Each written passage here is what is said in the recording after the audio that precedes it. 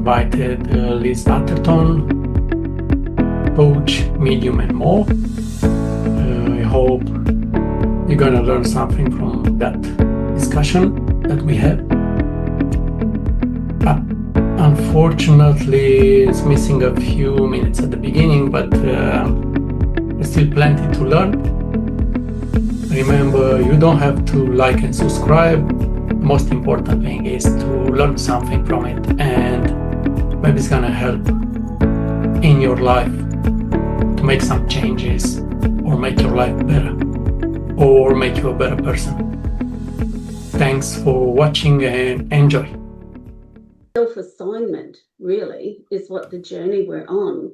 And then to see the love that we already are, even if you don't feel it, we're still love, because you cannot give something to someone that's not always within. So they don't take the love if they leave. That's right. The experience stops. The love is still within.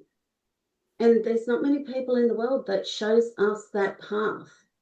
And the externalization of love is part of the challenge in being a human, so that the human race evolves and the planet evolves. So we have to forget who we are to only remember for the growth to happen, because the growth happens when we soul search, right? Yes. And we start to live our passion and we start to live our purpose. That's when you have the opportunity to really contribute to the planet and allow its growth. The sad part is that we wake up after, usually if you have like a high impact problem, like someone dies or high suffering, or you wake up after euphoria and then you ask yourself, what's the purpose of this life? Yes. But before that, it's like someone said, you come into this life and it's like an amusement park, and you get distracted by this, by that, by life. And then after you're done with all this, you buy whatever you think is good for you. You experience lots of things that actually have no sense. Then you stop and you ask yourself, I've done all that. Now what? Is that all it is? What's the big picture? And I think the beautiful part is you start to see the materialism of the world isn't fulfilling, right? And your expectation is that it's all going to come in like it did when you were a newborn, and it's all going to be there for you. And then as you grow and grow older, you realize that all the external stuff is empty. Yes. So then it's like, well, who am I? What am I even doing this journey for? And it's at that point we start to wake up. And, you know, to be spiritual is to just be authentic. It's nothing woo-woo about it. It's like literally leaning into who you really are.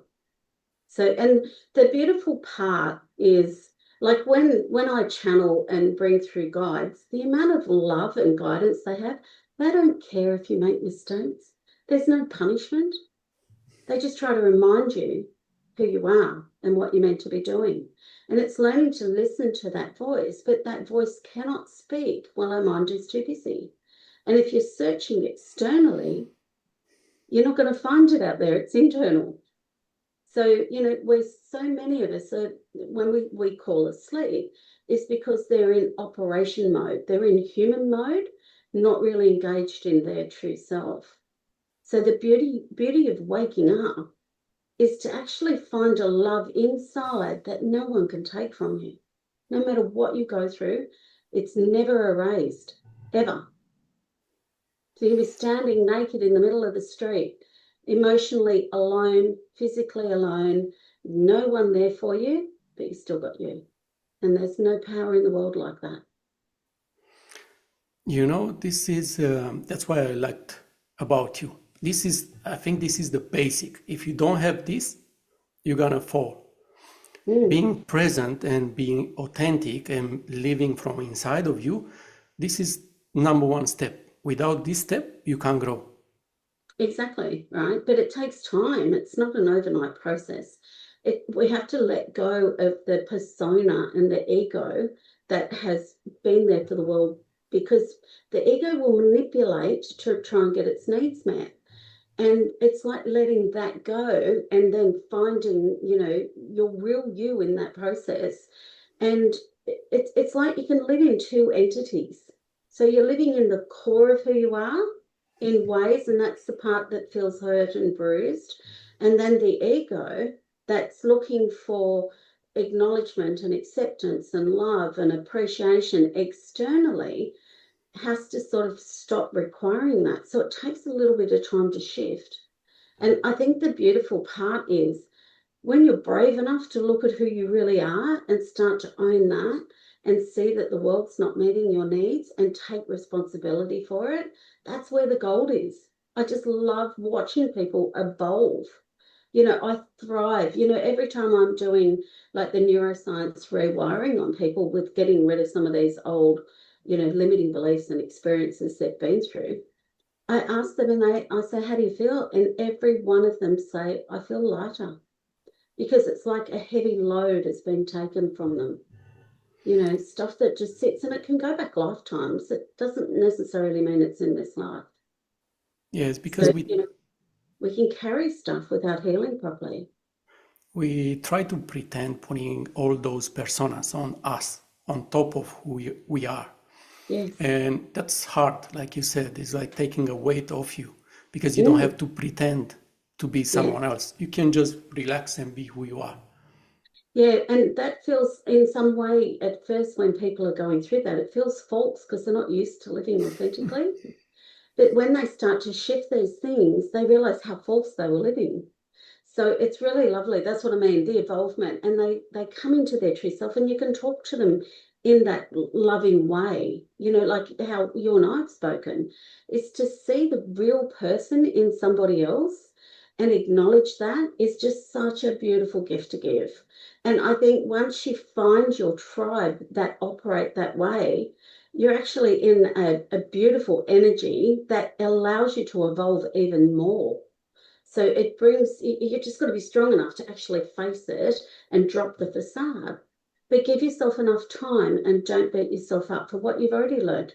What you've already learned is part of the human conditioning. You're meant to go through that. You're meant to go through the pain. You're meant to evolve to find yourself. So you're born here, forget who you are, to only find yourself before you go back home again. So, and I always say it's like running in a movie. You pick your role, you go play it out, your role finishes, you go back home again. Easy, sounds easy. It does, but we overcomplicate it because we externalize everything. Yes, So, I hear people saying, why don't we remember previous lives? Because it would be easier. But I don't think it would be easier. We have lots of trauma from this life. Imagine if we get born with all the traumas from the past. You can't face the world with an open mind, with happiness, with joy, like we do when we are kids. You're already depressed when you're born. So yes, it's a gift to forget. yeah, it is. And part of that's what I mean by the world evolving. The world evolves because we forget. Like, Yes. we've got electricity because he forgot. Thomas Edison, he forgot that he was going to come in and develop electricity for the world. But by believing and knowing a true deep place in him that he had the creativity to find and nail it, has contributed so much to the world in its involvement, just in how it's grown since that process, and making life comfortable for a lot of people compared to how they lived. So if he had remembered, he would have been trying to do that when he was 1 or 2. So he Yes. has to forget to actually find his true purpose, then contribute. Now, some of us, it might not have as important role as that because we might be on a lifetime that we are choosing to have a bit of time out and we don't need to contribute.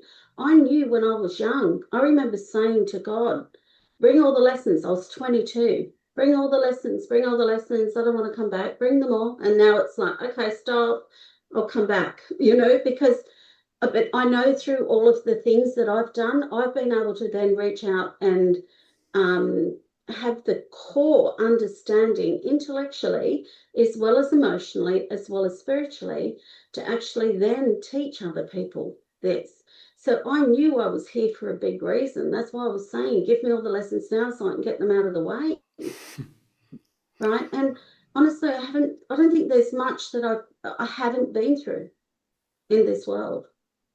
You know, everything you can list out, I've been through.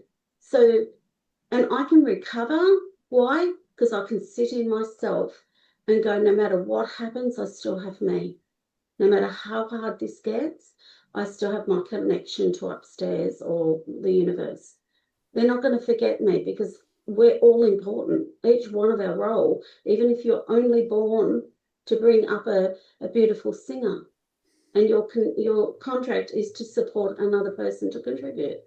Yes, as simple as that, or as let's say small, which is not small, as small as that. Well, even small as a garbage man collector who loves his job and waves to everybody. Like, we've all got a place here. And the problem with externalizing, we're comparing and giving us that emptiness that keeps you perpetuated in that cycle. Rather than go, what am I here for? What do I need to do for me?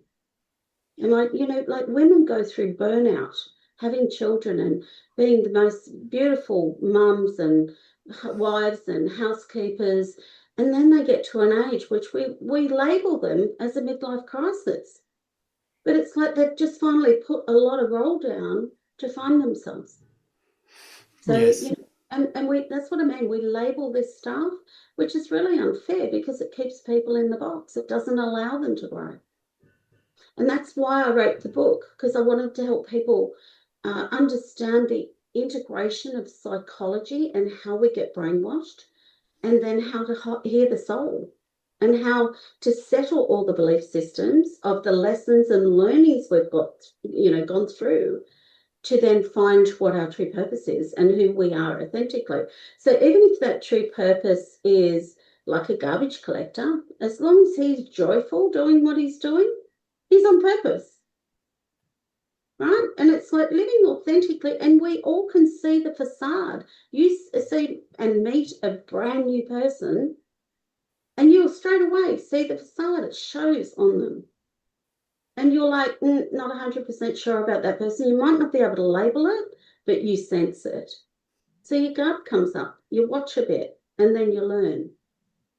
So we all are aware of everybody else's facade. And when they're not living authentically, you can pin them about it. You can see it very clear. Yes. Like you said, even because some people, they probably think, oh, I'm not an inventor or I didn't change the world. But you never know when you change a person's life from saying just a few words, and you can change his whole life. Trajectory. Yeah. Just the whole direction of where they go. Butterfly effect. I recall ringing somebody that come over, and he was on his way home, and I rang him, and I could sense that he was very depressed and he wouldn't show it though, right? He wouldn't express it, but I could feel his really heavy energy. And I rang him on the way, and I said, pull over. He was on a freeway. I said, pull over. And I said, I know what you're going home to do, but we need you in the world. I don't want you to do that. You've got to find another way. And he just burst out because somebody saw it. Somebody actually cared enough just to say, I'm seeing what you're going through, right? Yes. And it makes me teary that someone could get to that place where their own inner conflict is so ruptured because who they have to be in the world to get love is not aligned with who they really are, and they're not even comfortable with it. That the tension, the psychic tension that goes on in that conflict, they don't see any other way to resolve it than to suicide. Yes. And the saddest part about it, and you might have to bleep that out, we'll call it unalive themselves. The saddest part about that is, so many people feel so alone in the world, but if they could only find themselves, they'll never be alone. Exactly. People think they're alone, but they're never alone. And they look outside of themselves. And the other people can't give them all the time or when they need the love. You can't get it. No, All the time you can get it only from God. exactly. And that God is inside. It's Yes. not out there. It's No. inside. You're part of the God self or the God consciousness. And, even in the Bible, Jesus refers to that. It's not follow me, it's be like me. The kingdom of Yeah, God, it's inside of you. yeah, exactly. So, even there's nothing wrong with religion if it helps you find home. Exactly. Someone said, I read a book, very interesting. And they ask, how do we become a better version of ourselves? And how do we evolve? Is it good to go to church and pray? And the answer was, it doesn't matter. Anything and that makes you a better person, go and do it. If you play a violin and melts your soul and makes you a better person, go and do that. If you want to light candles and that changes you and makes you a better Find person, what works. go and do that. There's like millions ways. Just find whatever works for you. It's Yeah, not and one thing for everyone. you have to find that path. But if you just stay present and just listen, your soul will let you know where it is, Yes. right? Because the soul is constantly trying to teach, constantly trying to guide, constantly trying to speak to you. And sometimes you can't even, work out which voice is which. Like I say in my book, we have 4 voices inside. We've got 3 psychological ones. So we've got the child, the parent, and the adult. The adult's the capable one of hearing from the soul. But if the child and adult are fighting it out, the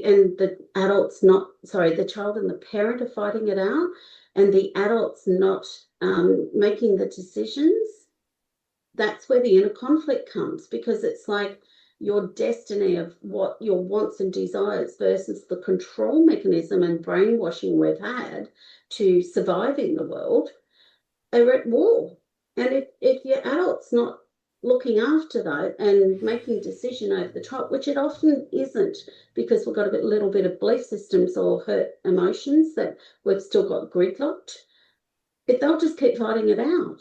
And when we get into the more conscious adult part of us, we can observe and watch that, the fighting going. And the beauty of it is the soul, when that conscious mind's like just tries to stop everything, slow it all down and try and make some decisions over a win-win between the two, what happens is the soul can give the guidance to the adult on the next step. So the soul is able to, support the journey. So you're never alone. The soul's there talking. It's all part of your higher self that sits still up in the universe, is also connected to you. You're not separate from that. Yet we feel separate because we've got this inner conflict. So the reason why I put the psychology and building in the 4 voices, so it's the adult, the child, and the parent, and then the soul's voice. So if we can learn just to slow down a little bit, you'll hear the soul. And the soul's got a beautiful voice. It's very direct. It's soft. It's gentle. It's not controlling at all. And it's able to sort of just give you sometimes a one-liner, one word, a hunch, a feeling. And depending on, the more you listen, the louder it gets, right? So this is why meditation is so important, to slow down the thinking, to watch their thinking, being able to see the words float down the river rather than be the words. And that's the problem. Everyone thinks they are the words that are going through their mind. So it's being able to separate from that and get into the more conscious side of you, the more present moment, and be able to see the voices going on and then hear the soul. And the soul will speak. And it's often when you're doing something like washing up or driving, when you're on autopilot in the car and you don't even remember where you've driven, but you've landed wherever you've had to go. Or when, you're just doing simple tasks, just simple things, just sitting there going, oh, what do I feel like watching on TV? And without processing in the mind, the soul will speak. It's when you're doing all of the processing, trying to think solutions that you haven't got and keep going over them and over them, that's when you need to slow down. It's like, wow, what am I doing? Let's slow this down, get into the conscious mind and allow the soul to guide. Now, you may not hear it straight away. It may come in 24 hours later, but will come in when your mind is not processing. And that's the beauty of meditation or Tai Chi or yoga, whatever slows the mind down, or looking at a candle, Yes. right? Or holding, even just being present with a crystal. It doesn't mean you've got to pick up all the energy of the crystal and work out what's going on. It's slowing the mind down so that the soul can speak and give you the guidance. So, and Yes. that's the opposite of what we do as humans. Yeah, we have too much chitty-chatting in our heads. Mm. I read about someone gave an example. He said, when you watch a movie, we usually are absorbing the movie. Just be present and realize you're on the couch and you're watching the movie. And that's how you should do with your life. Just be an observer of the life. Don't participate because you're gonna get caught and it's gonna tumble you. The wave is gonna catch you and bring you too much in. Be an observer, watch your life and analyze. Be present in yourself. That's exactly what we're not taught. We're not taught. Like, we're down here in running a movie, but we don't even realize we're not in it, if you know what I mean. Like, we're just Yes, part exactly. of it. And so if you can just pause sometimes and then make choices about how you want that, it changes the whole ball game for you, or your whole life changes. And it's being able to just slow down enough to do that. And that's why I write about that conscious mind and the decision maker and the observer part of your mind. It sits over the top. But if it's not, so like in the subconscious programming that we get, like I had a program where I had to be quiet and keep the peace because of the environment I grew up in, as a child. And I'm like, geez, I've got to hold all my P's and Q's just to have love, just to feel safe.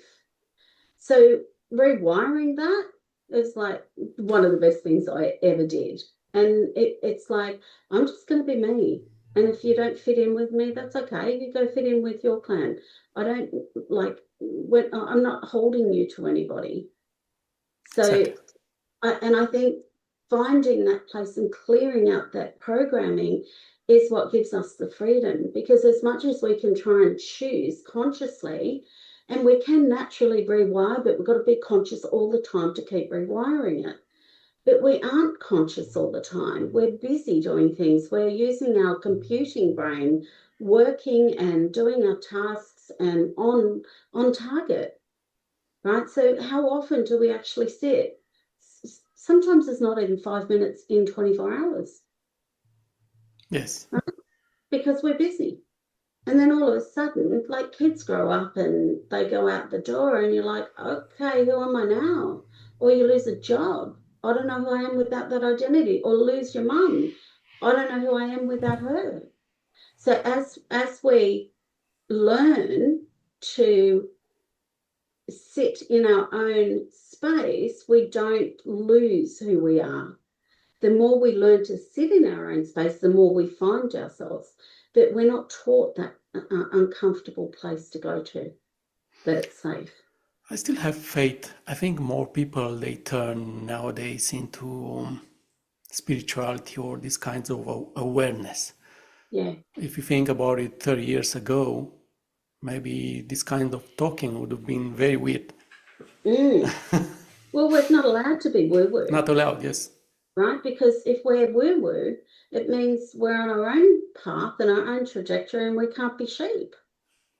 Yes, true. Right? And when you look at the whole system, it is about labeling you, putting you in a culture, telling you how life has to be so that you'll be commanded over that tribe. When that tribe can be, your own family, or it can be a bigger family network, or it could be the whole suburb you live in, or the environment, the country. And the governments are running the shows, for example, and they're commanding the laws. And if you go to every country or even different states in a country, and the rules are different. You can drive Yes. through the states and they're all different. Even the road rules are different because different people are controlling different things. And if we want to fit in, we've got to follow the law or we've got to follow the rules they've set up. So it's very compressed on us to follow, not to individuate. So the beautiful part of spirituality is we can individuate while we're still following the rules. We can find home and be our true self while we're still choosing the containment we're in. Yes. That's the beauty of it. Someone said it beautifully. Enlightenment is like walking into the light. Imagine you have a room when it's dark, the light is off. You're always gonna trip on something. But when you have this knowledge, you bring the light into the room and you know where to go, what the obstacles are. They're gonna be the same, but you can see them and you can clearly anticipate and change your life. Exactly. That's the knowledge that you bring in and which helps people to ease the suffering or to get rid of it. Yeah. The only suffering we have are the ones we put on ourselves. It's our perception of what's happening externally that we don't have power over. What do you That's all it think? is. What do you think about the suffering from karma, from previous lives? Is that a thing I that think comes? from what I understand is that whatever we go through, if we choose, for example, to go down the dark road of murdering people, child pedophilia, or any of those sorts of things, the issue we have is the mindset we're imprisoned in. That's the karma. So we never find ourselves when we want to live with that. So part of the karmic lessons is to choose a dark path where it's not got light on it and live in that mind imprisonment. So that's the hell that's on earth. It's within your own mind. My experience is there's no hell, but there's definitely people that haven't evolved that pass over and they're not in the higher realms. So like I've done house clearings, go out and do house clearings and there's entities hanging around. They're just people that are lost. They don't know where to go. That's correct. People call them ghosts and they imagine some weird things. They're just Yeah, people that they passed and they still stuck there. yeah, and it's because they are so attached to their own loved ones or they're attached to the material world. So, and often that's because they haven't seen the light while they've been alive. Yes. So, like my mum's been passed for 30 something years now, and I look at this from a perspective, I just call my mum in, it's like, will you take them to the light? So, and she does. So, and then they settle, the house settles and it's gone. So that's the problem, is there's no one guiding anybody here. We're on our own journey trying to find this place called home while we're here. Yes. Right? So, and we're looking outside for it, and the answer is that it's not outside. So, like I said, spirituality isn't woo-woo, it's authenticity. Yes. Right? But they've labeled it as woo-woo, so you're not authentic. Because if you're authentic, your individuation is alive and happening. It means that you can't be brainwashed and put into the collective sheep mentality, right? Which means lack of control. Yes. So they've got to have another form of control to label things in order to keep the control and maintain the control. But the upside is when you find home, you choose what you want to interact with. You choose whether you want to listen to the news. You choose the narrative, and that becomes your world. And this is what they mean by the splitting of, consciousness now, is that the people that are choosing that will have a different experience to the people that aren't. That's correct. But starts with your book being present in yourself to be Yes. able to do that. That's the first step. Yeah, absolutely. Absolutely. What's your view on this life blueprint? I hear lots of people talking about it, like we plan our life in detail, or we just plan some big events, or how do you see it? Well, you know how they say that God gave us a free will? That's our mind, right? That's Correct. literally you go create whatever you want. You're allowed to do whatever you want. But your blueprint is here's your guide of the lessons that you need to pick up to evolve as a soul. So it's not, in a way, karmic isn't a punishment. It's a self-imprisoned environment that you continue to live in until you start to wake up. So, and because you know what it's like, we're all guilty of hurting people. We're all guilty of not being truly aligned with ourselves and being reactive and hurtful. And it's being able to be conscious that you're like that and that you don't want to impact somebody else that way. So karma is being able to live in that place we call home and being that way with everybody else, which gives them permission to be that way too. So when you look at the blueprint is the lessons. That is, for example, my blueprint, when I came in here, I knew I was destined for stuff. I knew. Even 12, 13 years ago, I said to my son, before we moved out of Sydney and I was moving to Perth, and he goes, why are we going to Perth? And I said, because I know I've got to stand on stage and educate people, but I don't know what and I don't know why, but I know I'm going there. I could feel that on a soul level. That's my blueprint.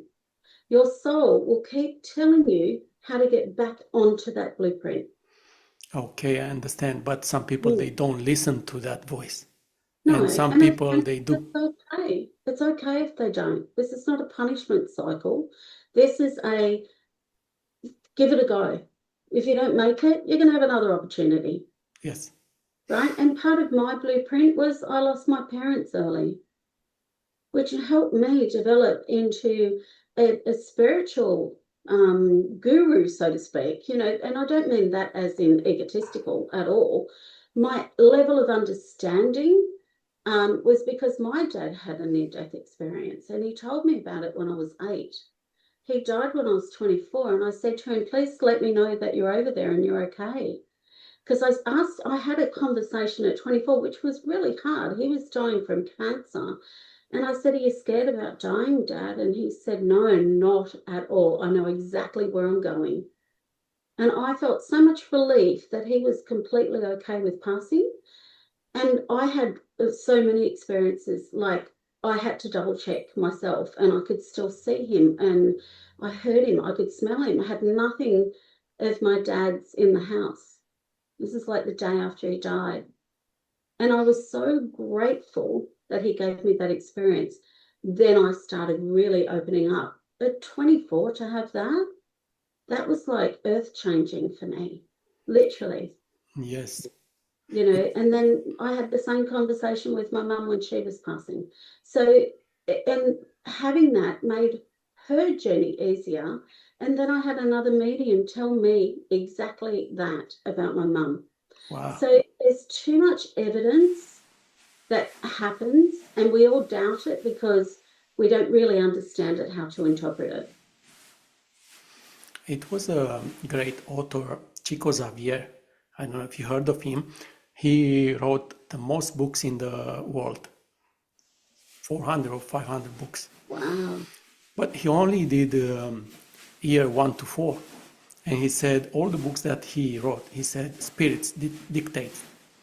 And in one of his, I remember he said, you go with this life purpose, like you said, some points that, but we are watched by the, let's say, guides, spirit guides. And when they see us going off the track, let's say someone can incarnate, let's say, as your child. And he's gonna program itself to die when he's 14, so he can bring you to help you. So it's nothing. See, people see all this dying, and of course it's very hard, especially when we are not aware of these things. But they see it as something very, very bad. But when you look from the universe point of view, is not a big deal. It's someone sent there to help you change. And Absolutely. many people, they became philosophers, teachers, influencers, whatever you want to call them, and they changed lots of people because of what they've been through. Yeah. It's been my life journey with what I've been through. I always say this: everything that you resist is part of your learning, because you're not acknowledging the power inside. So if you've got pain, you're not seeing your own power. So I would look at every time I had inner conflict, I'll go, what am I not learning about myself? What do I need to own here? What do I need to do to absorb something and own a part of me? And Carolyn Myss, who's a spiritual writer in the States, I don't know if you've ever read any of her books, she said it so beautifully. She said, we come into this world pristine, beautiful, babies, souls. Every person we meet, we collect a little bit more back of ourselves. And it was just beautiful, because it's so true. And, sometimes you get to a point where you go, wow, I see in me in you. And and there's this synergy that you have with people, and there's this lovely honoring where you can just be each other in their presence. And it's so comfortable that you don't look for any of their faults, because you know that they've got this connection of self-love and love for others. And it's like, that's that namaste saying, I see in you what is in me, basically. So I think the whole purpose is to actually come in here, help the world evolve by forgetting and relearning, right? But we get caught up with, enjoying life, being a kid, being fruitless, like really, that's what we are. Yes. Right? And then we start getting a few responsibilities as we get older, and we've got to start taking care of ourselves, and then taking care of partners and kids and financial responsibilities, and we get locked in underneath that. And in the meantime, there's a little voice crying out on the inside. It's like, is anybody seeing me? So I think the important part in all of this is to actually just slow down a little bit and try and find home, even if it's just for a minute a day. It's all you need. And, that part then can grow, and we can honour that part. And that's the reflective part that we can look at. We do things that don't bring us peace, and we do things that do, and just start working on the things that do. And, if you've got some old programming, like I say in the book, there's different ways people can clear things out. I work on neuroscience, subconscious rewiring, and checking out the values and the limiting beliefs, and then go in and rewire that. And it just literally clears them. The brain has the ability to rewire. Your rewiring might be through meditation, or it might be through yoga, or it might be through doing breath work, right? And there'll be many layers. So it's not like just go in, take a pill and fix it all. It's like working through the layers until you get to a place where you feel like you can sit in home every day and make choices about what you want, rather than having to go with what everyone else wants, because you need to fit in or be loved or feel secure. So it's coming back to a security place within, where you're okay standing alone naked in the middle of the street without anybody, and you're okay. And I don't mean that from a physical point. I mean naked emotionally. Yes, true. It depends where you go and what you do. Like you said, you can focus on the negatives or stay there in the negatives, or you can move. Because from my understanding, there are some spirits, like people, they are negative all the time, or they're like dark spirits. And they thrive by doing bad things, from politicians to a simple person. They actually being like, they feed themselves on being bad and doing bad stuff. You can even see since they're kids, you can see that trace in them. And sometimes you do interfere with them and they make you suffer. It's not that you plan yourself to interfere with them, It's not always like that. You might get in their way and they're gonna make you suffer. It doesn't mean you plan yourself to go through that. You just meet the wrong, but like you said, you can choose or you can try to get out of that way and focus on your path. Yeah, Don't and get mixed up. yeah, but when you look at that, if you're having, these people teach us power, right, through pain. So when someone's being nasty, they're pointing out in you what's broken when you haven't got power to choose. When you feel like you've got to go along with it, or you're suppressed or repressed, the important part is to see that there's a gift in that, but also to understand they're lower on the, if you think about kindergarten to university, and university is where, you know, all of these Buddha and Jesus and all the high spiritual teachers are, and there's early souls coming in here, all in the one planet. So Yes, they haven't right. evolved. And the only way that they can find any validation is to control their environment. So if they're controlling you, they're giving you a message that you are being controlled, Yes, which is a good, helpful message. sometimes it is, but let's say if someone is tortured, let's say in a war zone like now, Yeah. someone's being tortured, it's not that they're not gonna make you a better person. They're gonna make you even worse, probably. They're gonna bring the worst in you. Or Yeah. I see that only bad spirits are doing things like that. They don't, because otherwise you would think, okay, if you're a bad spirit, you're gonna plan your life to do torturing or other even worse stuff. I think that's how they are. And some people can change. Some people, they went into that dark side that much that they can't even see the good things in themselves. Yeah. Yeah. Because they're so externalized. Like when you look at Yes, people that have gone through a lot and through a lot of trauma, and their coping mechanisms lean into some really dark, you know, triad personality types, that's because of their trauma, and that they switch off. Now, there is proof that in the brain, that the brain goes through damage. So the amount of trauma has caused damage to their empathy systems and through parts of their brain. So they never work after that. So there's a form of physical trauma because the amount of emotional or even physical abuse they've been through. Now, that's a coping mechanism. That's all it is. It's trying to cope in this world based on their experience. But in the same token, we might have someone that has come in and that's the role they've taken. They've chosen that blueprint and they follow through with it and they do a great job of it, right? But it doesn't mean that it's the suffering is right.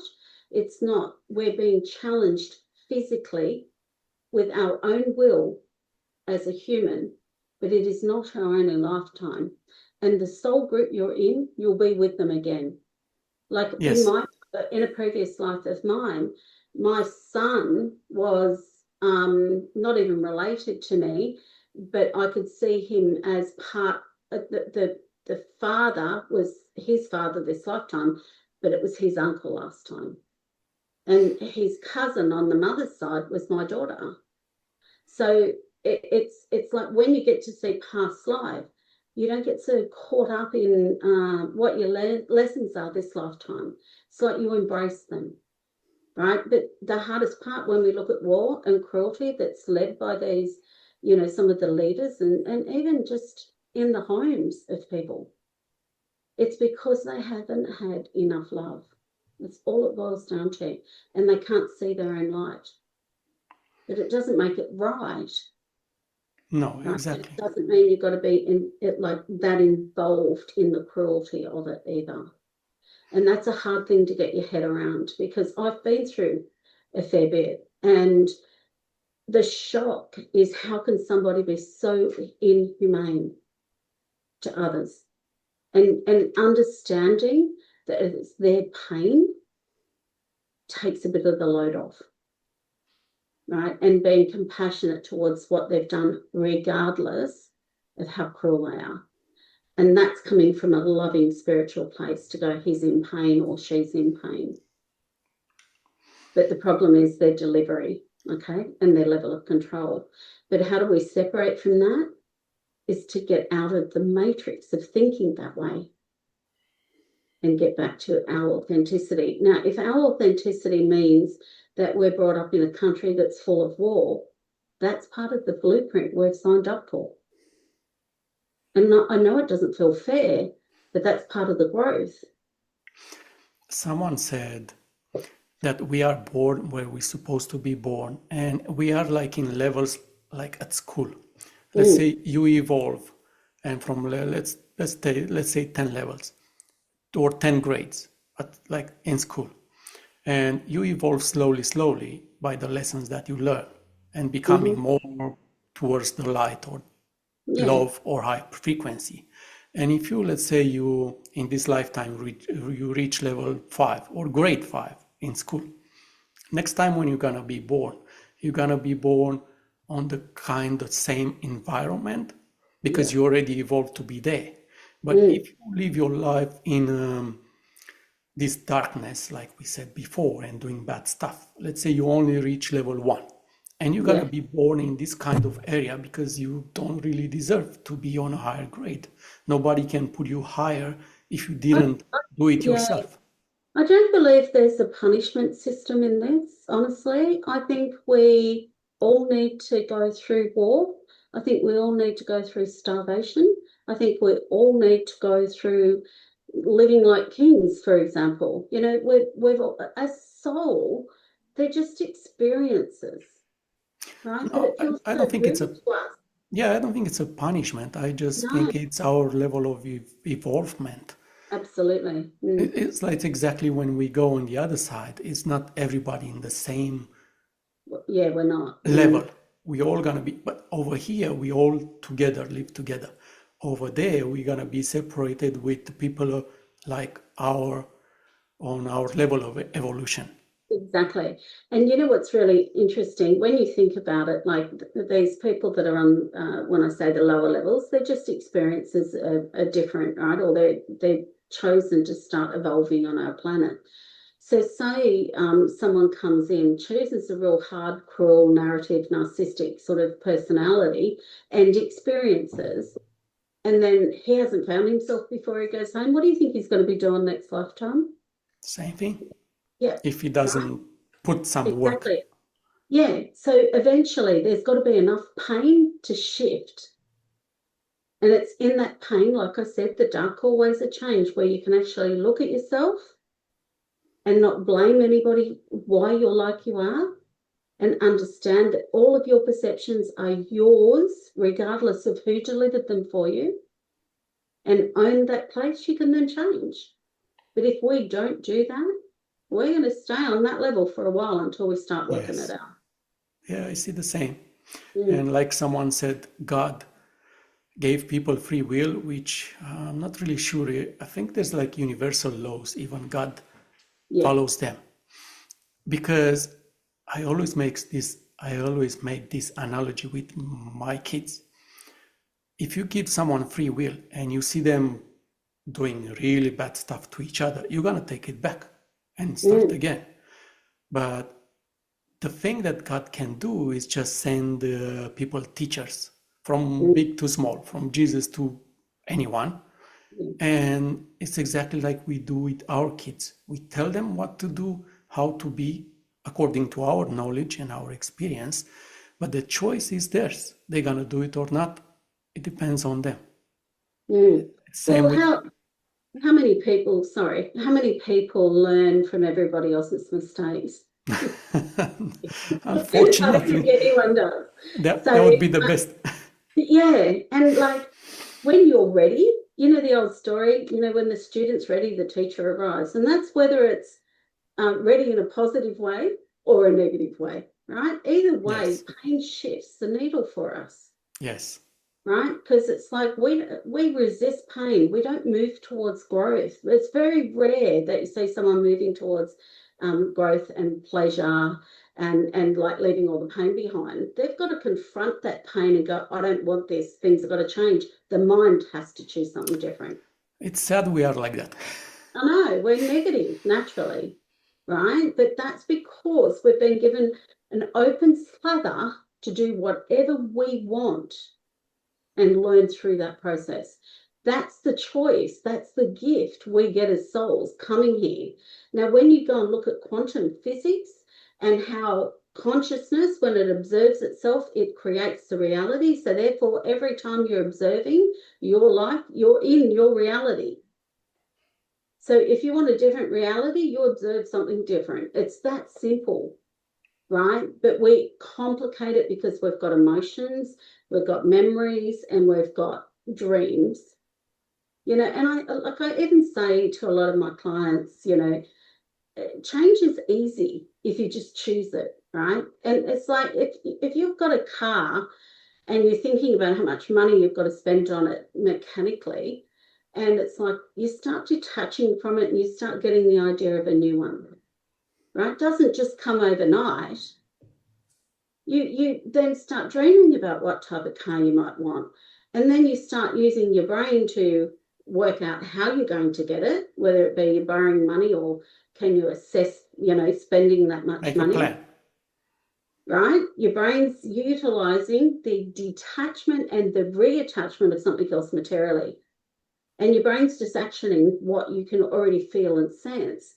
And the same thing happens with everything. Eventually, your car's in the driveway. Right? And it's all because you start detaching from something and reattaching to something else, not because your brain woke up one day and go, I'm buying a new car.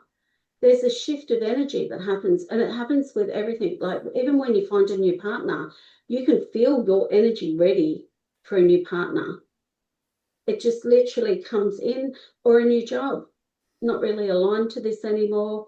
I need to find something that's more growth or more money, or it leans into who I've grown into rather than being stuck in this old thing.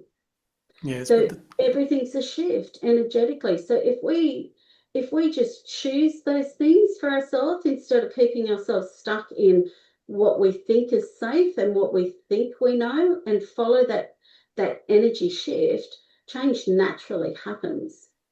The only resistance we have is the perception of security around whatever that is. So yes, being able to look at that, and the soul will give you whatever you want. And that's the beautiful part of the manifestation of life. It's actually living in alignment with what you feel like you deserve. And you naturally, as you're observing it, are creating that reality. So anything you want, you can have.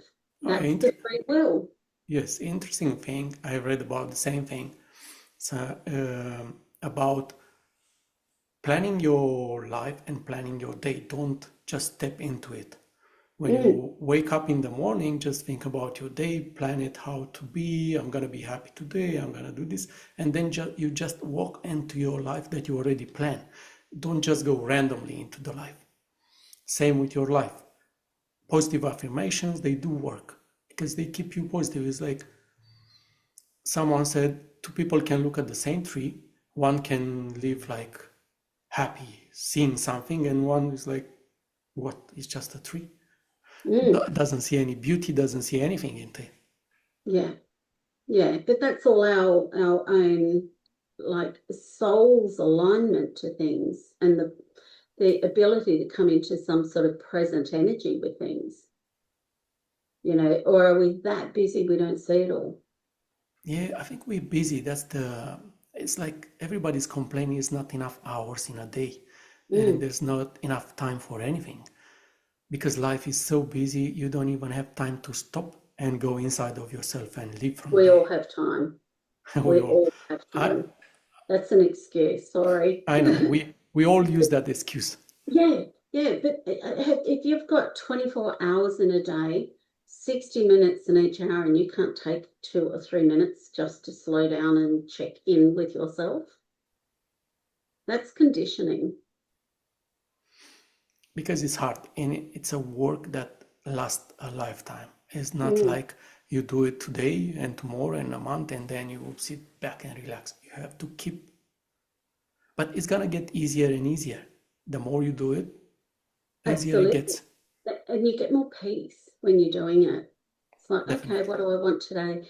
I've got a coach that's helping me with marketing, and she sent me this really beautiful diary, and it's like gilded around all the pages, and it's a present moment diary. So you're just sitting writing about what your goals are for the day. And then at the end of the week, what are your goals like professionally, personally, health, relationships? And it's like, what have you achieved? And being able to look back and I go, wow, I can just sit there and be present for a few minutes to go, this is what I'm working towards. This is who I am. Thank you. Close the book. And then I get on with my day. And it's a lovely way to reflect on the growth. Yes. Looking back and going, wow, I wanted to write a book and I've got my third book out, and then it's like, I wanted to move house, and the synchronicity of all that happening is it's there for you. You've just got to be prepared to pay attention to it. And I was driving back from my daughter's in central New South Wales and driving up through the middle of Queensland.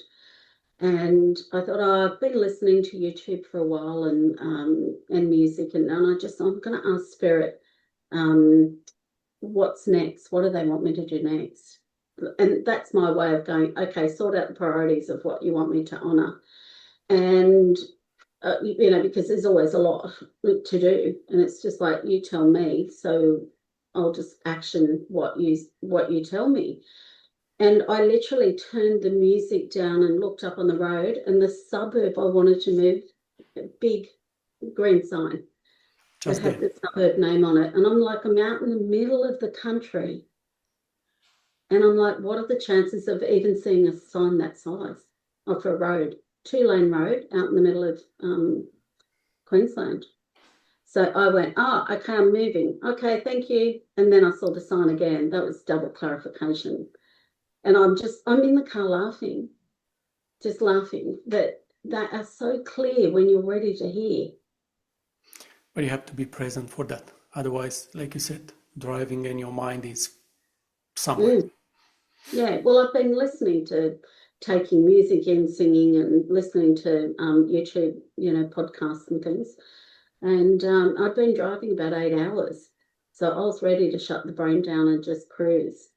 And it was I just laughed my head off. I'm like, you guys are funny, because they will provide for you.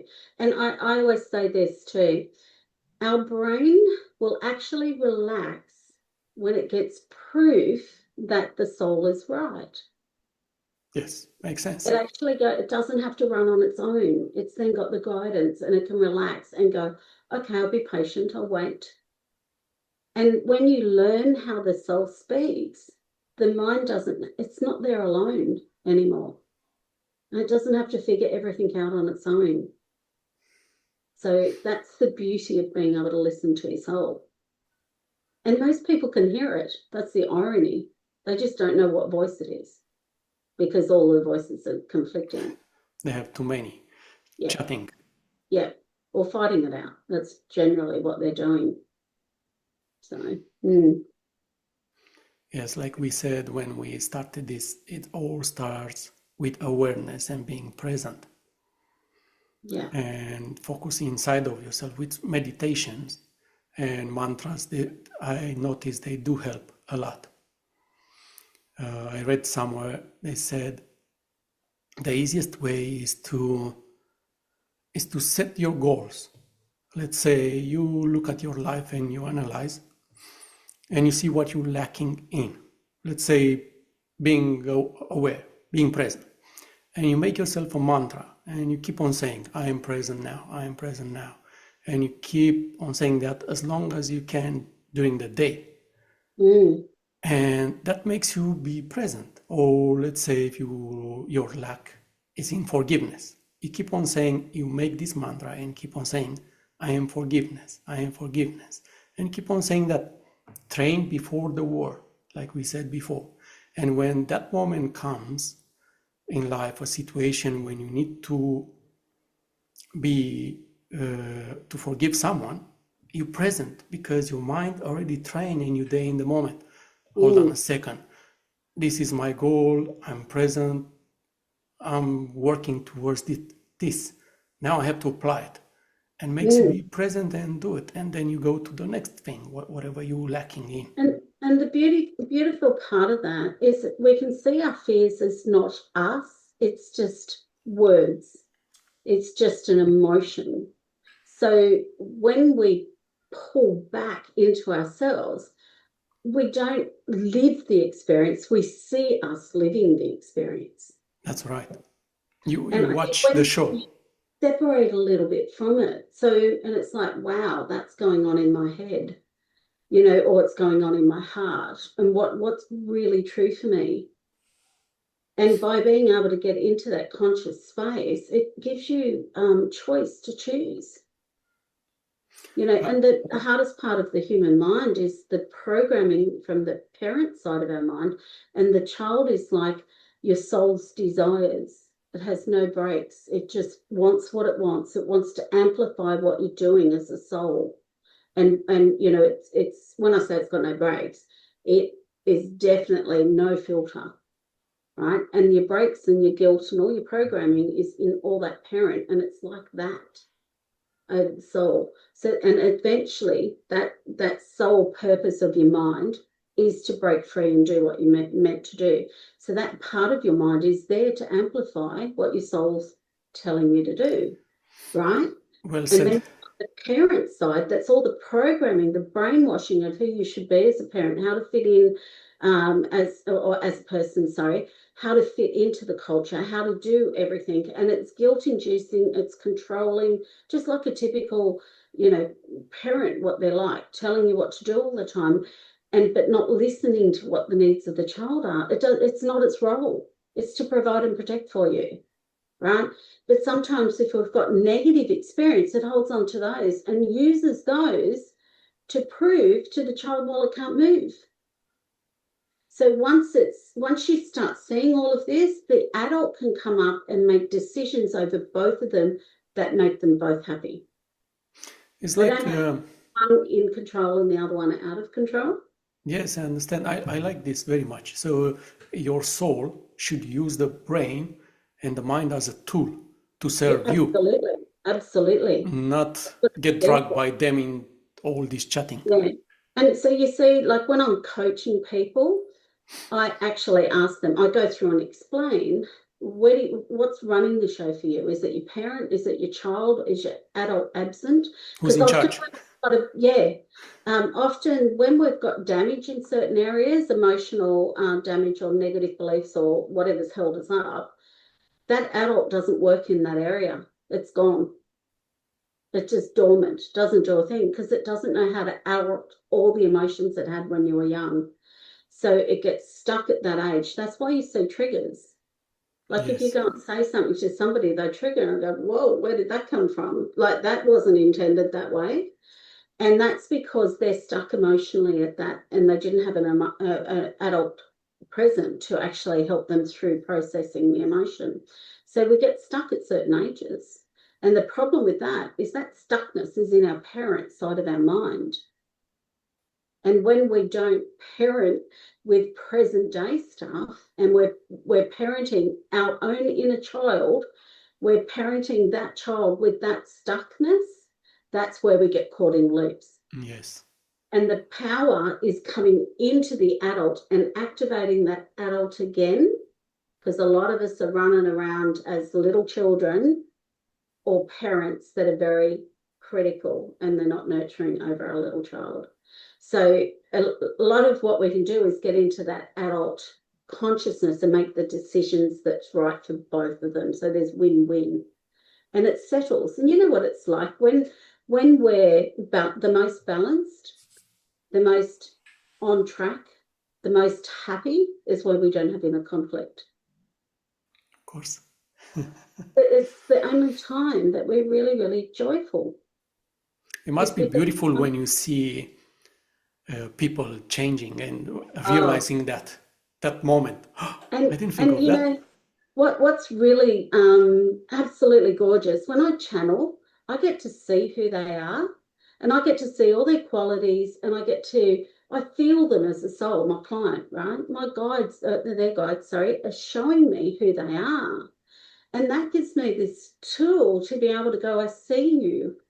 Your guides are telling me you're like this, here's all your qualities, but you also struggle with this.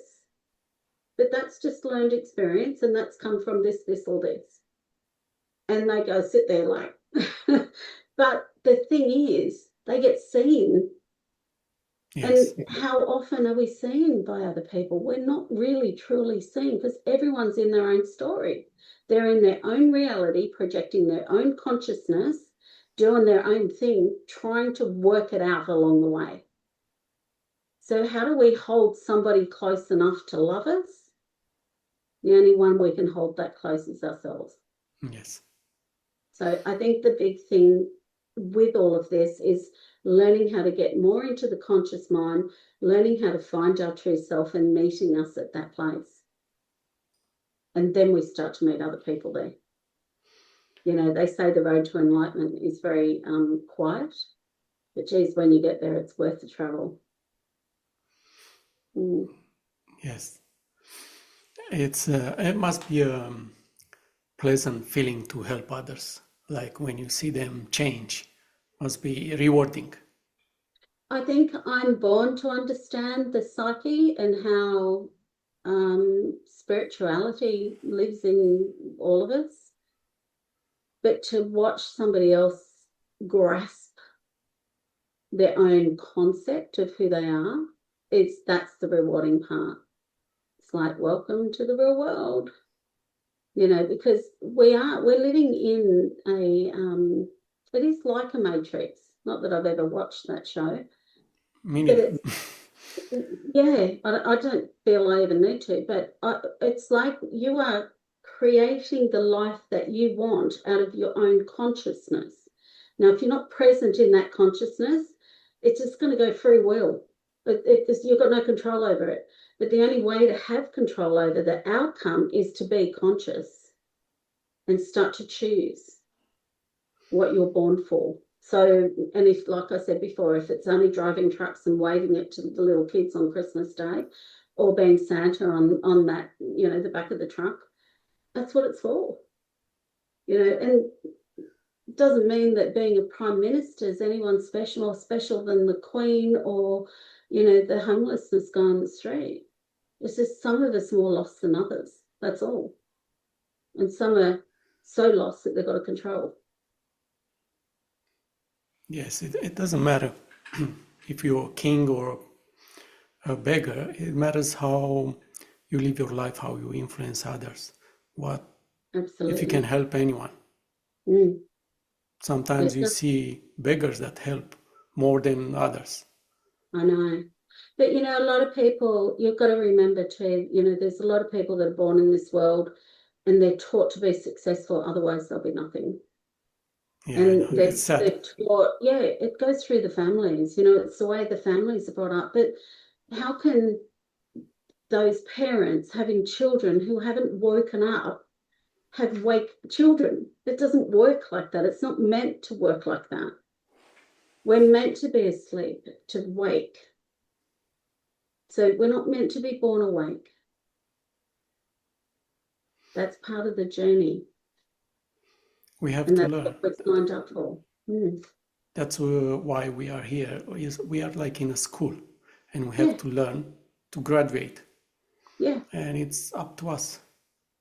It is. And the saddest part about it is it's like we're not that aware of it until we go through a lot of grief or, some sort of loss. Unfortunately, that's how it works. Yeah, we think we've got it all stitched up with money and career and partners and love and, all the show, the shiny stuff. And really, when you look at it, you take all that away from somebody, you'll see who they really are. Yes. I think I want to ask you at the end, how do you see the life purpose? For individuality, you mean? You can answer both individuality and collective.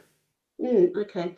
So my understanding of life purpose is to evolve as a soul. That's it. That's like in a nutshell. Yeah, I see the same. Yeah. The journey we take on it, we convolute it with our own ego and will.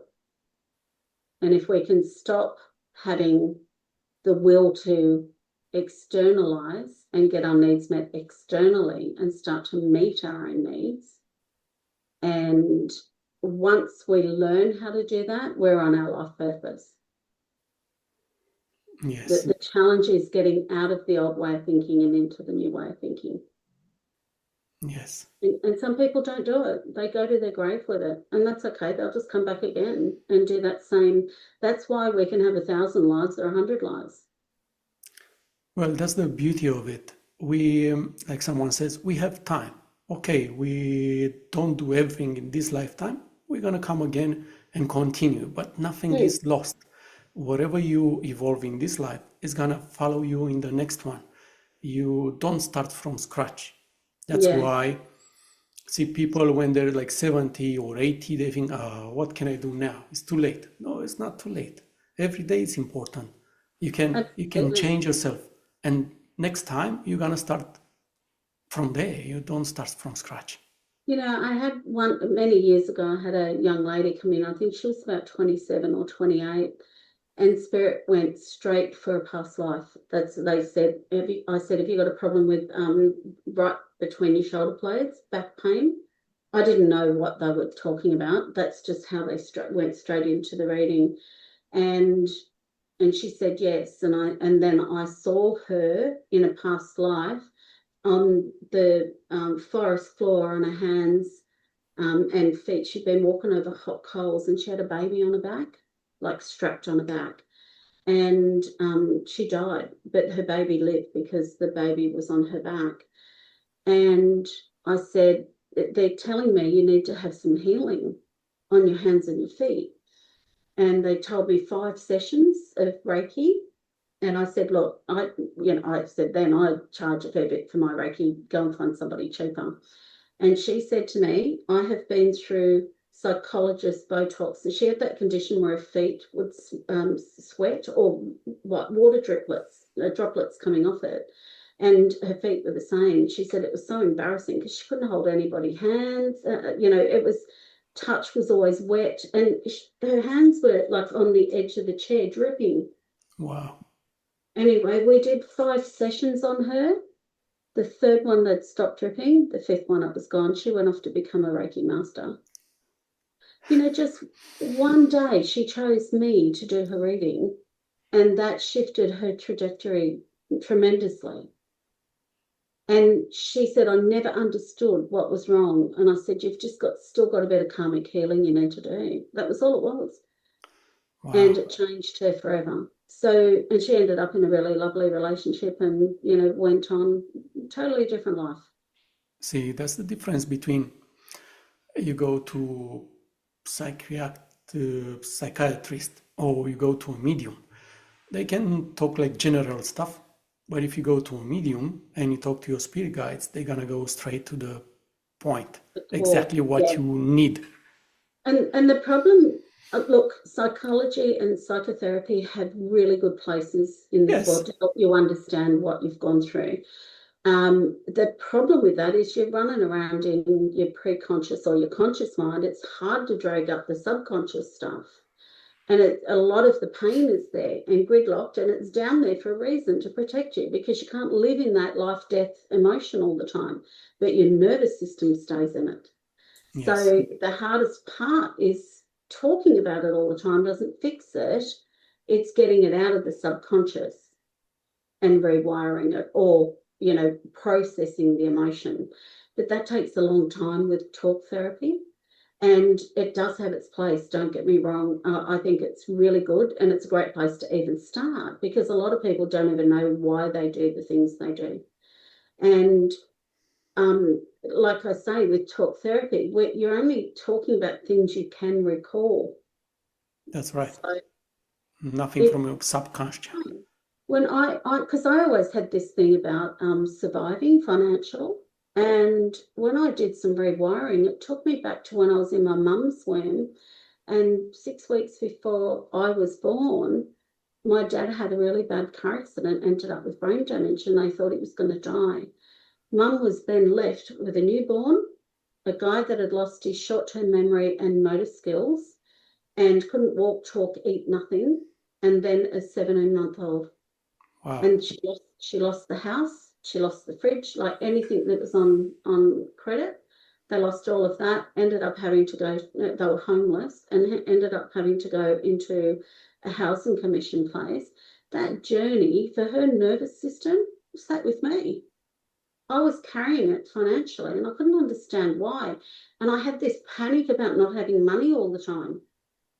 And, if it got down too low, I'm like, my nervous system was going nuts. And I'm like, where is this coming from? I've got to get this sorted. And it was back to when I was in mum's womb. So her stress had transferred to me. My belief system got picked up at that point. So we can have it somewhere. The point is getting it out because it's no longer useful and it's sabotaging. Yes, and when you realize it, then you can deal with it easier. And honestly, talk therapy wouldn't have found that for me. No. Because it's in the subconscious. It's down there to keep you safe. But the problem is it kept you safe then, but it's not keeping you safe now. And that's the problem we all have. We're going back to that age-appropriate reaction rather than dealing with things in today's life. So that's what I mean. I haven't missed out on my share of them either, but it's having the skills and the tools and the understanding to try and come home to myself and go, right, something's not right. My thinking and who I believe I am, they're not matching. Something's misguided here. And that's being able to find it and get down to where that place is. So Yes. rewiring the brain is powerful stuff because it's neuroplasticity. Your brain can change. It's got so much capacity. So And we have to use it as a tool for the soul. absolutely. Like you said, I like that. Don't use your brain as a tool. Yeah, you are not effective. You are not your brain. Your brain's here to help you function in this life. That's right. Right? So the core, if you ask anybody, where do you live? Most of them will say the chest or where is you in your body? They'll go here or here. And if they go here, I'll go, really? You're in your head? Where's your soul set? And they go, oh, yeah, here, or in the heart or in the tummy. You have to look when you suffer. Let's say when you're in love and you suffer a breakup, the heart is hurting. Oh, absolutely. Not the head. Physical pain. Yeah. That's where you feel the pain. Because we're emotional bodies, right? And the emotions, unfortunately, the negative ones keep us gridlocked because it doesn't allow us to process fully. Therefore, if that's not processing, your adult's not working. And if your adult's not working, it's not hearing. Yes. So we have to process that stuff to be able to get into the conscious part of us to then hear the guidance as well. Otherwise, the child part of you will be suppressed and the parent runs the show. And nobody wins when the parent's running. The parent's the protective side, but it's not supposed to run the show. Yes. So, You have two more books. Mind Chatter. Yeah, Mind Chatter That Matters. So this talks more around the adult and child and how that works. And Rekindling Me sort of goes on from that book. And this book here, Get Out, Get Free, is about leaving toxic relationships. So it's being able to identify the patterns that are in relationships where you're stuck and you don't have a voice or you don't know how to pull yourself out, because with these sorts of relationships, or with most relationships, there's benefits, right? And we start to sell ourselves on staying because of the benefits, because we don't have the ability to stand in our own ground about what we deserve. So this book is about helping people identify what that toxicity looks like. Because, when you're in gaslighting situations, for example, they're very good at not taking responsibility and turning it back on you when you're asking for something. And eventually you become silent because the challenge, you're already stepping outside of what you're uncomfortable asking for. Then they push it back on you, and then you start feeling responsible for their response. Yes. So you've got a double whammy of your own uncomfortable lack of accountability to yourself. And then you're trying to be accountable for them because you're normally a loving, empathetic person in that situation that doesn't have the skills to actually own who they are and draw the boundary, right? Now, when that goes on for too long, the power and control that goes from one person is literally an externalized parent that's not active in the person that's been pummeled. Yes. So this book was all about giving people access to see clearly where they're stuck.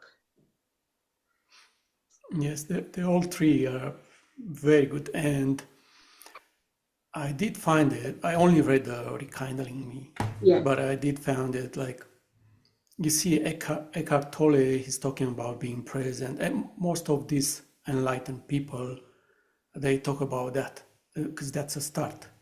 If you don't live inside of yourself, must be somebody else. you have to have control. Analyze yourself, analyze your thoughts, analyze your feelings, and then you can make a decision. Don't live like a zombie, let's say. And that's the problem. We're taught to be zombies. We're taught to be sheep. We're taught not to have a voice. We're taught to comply. Yes, but I still believe people, they wake up more and more these days. Absolutely, yeah. Which is beautiful to see.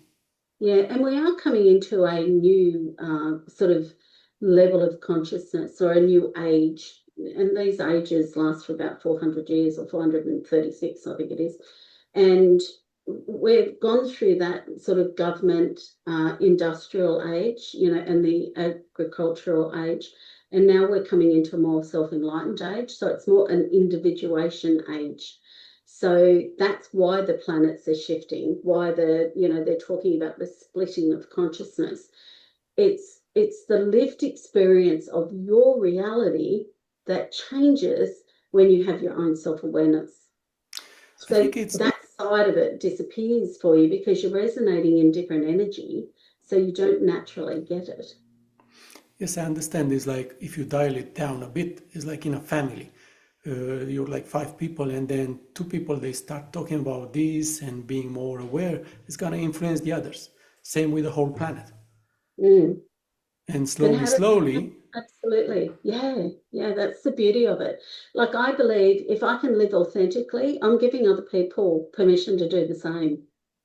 Yes. That's all it is. That's what Jesus was.